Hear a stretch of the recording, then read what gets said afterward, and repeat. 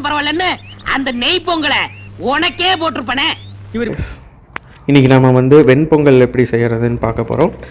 வெண்பொங்கலுக்கு தேவையானது வந்து ஃபஸ்ட்டு பச்சரிசி, பாசிப்பருப்பு அதை வந்து நல்லா ஊற வச்சுக்கோங்க. ஊற வச்சுட்டு நம்ம வந்து பொங்கல் வச்சுட்டு இது செய்கிறங்காட்டி அது அந்த பொங்கல் தண்ணியிலேருந்து கொஞ்சம் எக்ஸ்ட்ரா தண்ணியை வந்து வெளியே எடுத்துகிட்டு அளவளவாக ஊற்றிக்கணும். அதாவது நீங்கள் தனியாக கஞ்சி வடிக்கிறீங்க பார்த்தீங்களா, ஸோ அந்த மெத்தடு தான் வந்து நம்ம யூஸ் பண்ணணும். இதே வந்து குக்கரில் வைக்கிறீங்க அப்படின்னா வந்து 1 கப் ரைஸுக்கு 1 கப் 3 கப் வாட்டர் ஊற்றுங்க. அப்போ தான் நல்லா குழஞ்சி வரும். இல்லை நம்ம கஞ்சி வடிக்கிற மாதிரி இருந்தது அப்படின்னா வந்து உங்களுக்கு ஈஸியாக தெரியும், உங்களுக்கு குழையிறது எப்போ குழையும் அது மாதிரின்னு. ஸோ அடுத்ததாக என்ன பண்ணுறீங்கன்னா, எப்போ போல் அந்த சுடுதண்ணிக்குள்ளார நம்ம அந்த அரிசியும் பருப்பையும் நல்லா போட்டு வேக வைக்கணும்.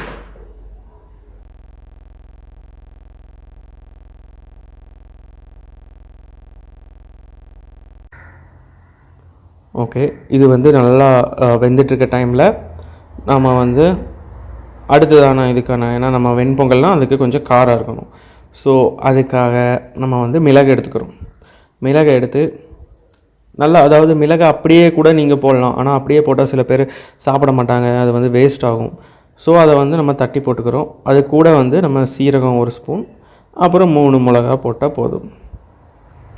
நீட்டமாக இருக்கங்காட்டி 3 மிளகா, அதே வந்து குட்டியாக இருந்தது அப்படின்னா ஒரு 4-5 மிளகா போட்டுக்கோங்க, காரம் தேவையான அளவுக்கு இருக்கிற அளவுக்கு. ஸோ அதை நான் வந்து அந்த மிளகை தட்டி போடுறேன். கூட வேக வைக்கும் பொழுதே கொஞ்சம் உப்பு சேர்த்துக்கிட்டீங்க அப்படின்னா ஈஸியாக வெந்துடும், அதுக்கு வேண்டி சேர்த்துட்டேன். அதுக்கப்புறம் நம்ம அந்த எடுத்து வச்சுருந்த பச்சை மிளகா, சீரகம், அதுக்கப்புறம் குருமிளகு, தட்டி வச்ச குருமிளகு, அது எல்லாம் ஆட் பண்ணி ஒரு கலக்கி விட்டு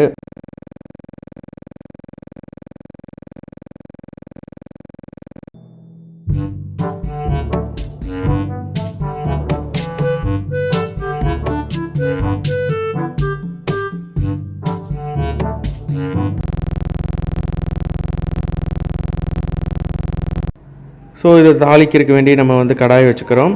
கடாய் வச்சுட்டு 3 டேபிள் ஸ்பூன் ஆஃப் கீ எடுத்துக்கிறோம். நெய் எடுத்து 3 ஊற்றலாம், இல்லை விருப்பப்பட்டவங்க நிறையா இருக்கவங்க நிறையாவே ஊற்றிக்கலாம், அதாவது நிறையா சாப்பிட்ணுன்னு நினைக்கிறவங்க. ஸோ நாங்களும் கொஞ்சம் நிறையா எடுத்துகிட்டு நெக்ஸ்ட் வந்து முந்திரி, திராட்சை வந்து ஆப்ஷனல் தான்.